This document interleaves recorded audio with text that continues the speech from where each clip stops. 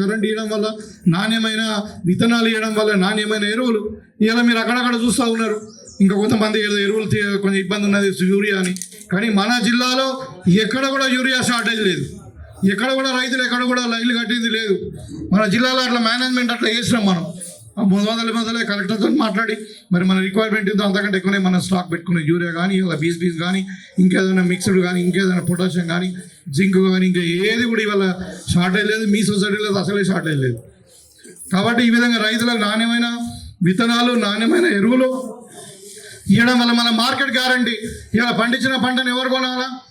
మరి ఇవాళ తడిసిన ధాన్యమైన, బులగెత్తిన ధాన్యమైన, రంగు మారిన ధాన్యమైన మీ వాటిలో గింజ మేము కొట్టాం కొని దానికి తప్పకుండా ఎంఎస్పి 2300 కాడికి ఇస్తాము, అవసరం ఉంటే సన్న వాటికి బోనస్ కూడా ఇస్తామని చెప్పడం జరిగింది. మన యాసంగిలో వానాకాలంలో బోనస్ కూడా మనం ఇవ్వడం జరిగింది. ఇంకా యాసంగిలో ఇంకా వస్తాయి, మనకు బోనస్ రావాల్సి ఉంది. రైతు భరోసా ఇస్తూ ఉన్నాం.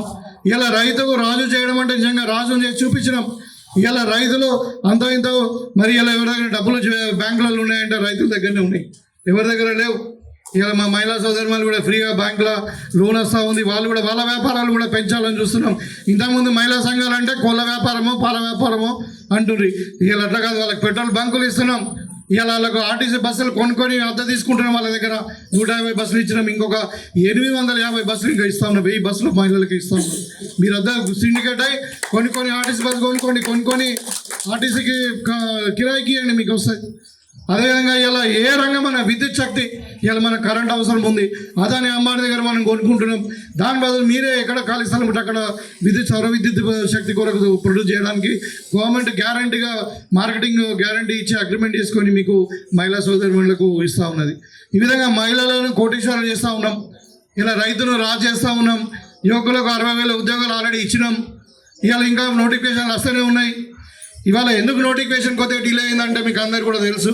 మన ఎన్నికల వాగ్దానంలో మన జనాభాలో ఎంత ఉంటుందో వాళ్ళకి అంత బెనిఫిట్ కావాలని రాహుల్ గాంధీ నినాదం మేరకు మరి మన జనాభా ఎంతనో మనకంతా అన్న దాని మీద బీసీ రిజర్వేషన్ పెంచాలనే ఉద్దేశంతో మనము ఇవాళ కులగణన చేసినాం. మేము అడుగుతా ఉన్నాం, మీరు బీసీ బిడ్డలు కారా? అయితే ఇవాళ వాళ్ళ అంటే డబుల్ స్టాండర్డ్, ఇక్కడనేమో సపోర్ట్ చేస్తున్నారు, అక్కడనేమో వ్యతిరేకిస్తూ ఉన్నారు. ఇక కవితనేమో ఇక 10 ఏళ్ళు అధికారం ఉన్నది, అప్పుడు ఒక బీసీ మాట మాట్లాడలే. ఇవాళ బీసీలు లేరా టీఆర్ఎస్లో? బీసీలు టీఆర్ఎస్లో లేరా? ఇలా పద్మరావు గౌడ్ ఉన్నాడు సికింద్రాబాద్ 5 సార్లు ఎమ్మెల్యే, 6 సార్లు ఎమ్మెల్యే. ఇలా గంగుల కమలాకర్ ఉన్నాడు 5 సార్లు ఎమ్మెల్యే. ఇవాళ ఆయన ఉన్నాడు ఎవరు, మన తలసాని శ్రీనివాస్ యాదవ్. మరి వీళ్ళందరినీ టీఆర్ఎస్ ప్రెసిడెంట్ చేయొచ్చు కదా, లేకుంటే ఫ్లోర్ లీడర్ చేయొచ్చు కదా. ఫ్లోర్ లీడర్నే బాగుండాలి. ఈడ ప్రెసిడెంట్ ఆయననే ఉండాలి, వర్కింగ్ ప్రెసిడెంట్ కొడుకు ఉండాలి. అంటే అంతా వాళ్ళే. ఇప్పుడు మనం ఇవ్వలేదా? మనం మహేష్ కుమార్ గౌడ్ మన నిజామాబాద్ ముట్టు మీద బీసీ బిడ్డకి ఇవ్వలే, మనం స్టేట్ ప్రెసిడెంట్ ఇవ్వలే. జాతీయ అధ్యక్షుడు ఒక దళితుని చేసినాం మనం ఇవ్వాల కాంగ్రెస్ పార్టీ. మరి మీకు స్థితాశుద్ధి ఉంటే అక్కడ ఇప్పుడు చేయొచ్చు కదా. ఇప్పుడు ఉన్న అధికారంలో ఉన్నప్పుడు చెయ్యరు, ఇప్పుడు చేయాల్సిందని చెప్పి మనం కొట్లాడి ఇవాళ అసెంబ్లీలో బిల్లు కూడా పెట్టినాం. 2 బిల్లు పెట్టినాం, మేమే పాస్ చేసినాం. అది ఏదంటే ఒకటేమో చదువు విద్యా సంస్థల రిజర్వేషను, తర్వాత చదువుకునే పిల్లలకు ఉద్యోగాలలో ఉపాధిలో రిజర్వేషను. ఇంకొక బిల్లు ఏమో స్థానిక సంస్థల రాజకీయంగా రిజర్వేషన్ ఇవ్వడానికి. ఈ 2 బిల్లులు మనం పెట్టి ఇక్కడ గవర్నర్ ద్వారా ఆమోదం ఎందుకొని మరి కేంద్ర ప్రభుత్వం పంపిస్తే కేంద్ర ప్రభుత్వం దాన్ని పక్కకు పెట్టేసాం. బీసీ రిజర్వేషన్ అనేది కాన్స్టిట్యూషన్లో లేదు కాబట్టి అది ఆర్టికల్ షెడ్యూల్ 9లో ఇంక్లూడ్ చేయాలి. అది పెద్ద సమస్య కాదు. ఇవాళ ప్రభుత్వం వాళ్ళదే ఉన్నది. ఇవాళ ఇక్కడ మన తెలంగాణ అసెంబ్లీలో మనం బిల్లు పెట్టినప్పుడేమో అందరూ యునానిమస్గా సపోర్ట్ చేసిరు. బీజేపీ వాళ్ళు సపోర్ట్ చేసిరు, టీఆర్ఎస్ వాళ్ళు సపోర్ట్ చేసిరు. అలాగే తెలిసి ఇక్కడ కాదు అది ఢిల్లీకి పోవాలని. మరి ఢిల్లీకి పోయిన తర్వాత సపోర్ట్ చేయొచ్చు కదా. ఇప్పుడు 8 మంది ఎమ్మెల్యే ఎంపీలు ఉన్నారు కదా, ఇక్కడ మీరు కొట్లాడాలి కదా. ఇప్పుడు 5 రాజ్యసభ మెంబర్స్ ఉన్నారు. టీఆర్ఎస్కి అయితే కుండుసున్నా ఉన్నది పార్లమెంట్లో, అంటే లోక్సభలో. కానీ మరి రాజ్యసభలో అయితే 4 ఉన్నారు, 4-5 ఉన్నారు. మరి వాళ్ళు సపోర్ట్ చేయాలి కదా మనకు.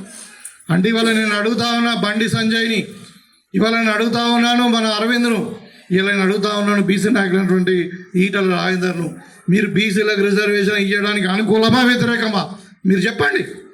మరి అనుకూలమైతే మేము జనతా మంత్రి దగ్గర మేము అందరం ధర్నా చేసాం. ట్రైన్లలో పోయి 3 రోజులు ఉండి మరి ధర్నా చేసి వచ్చినాం. మీరు మరి ఎందుకు రాలే?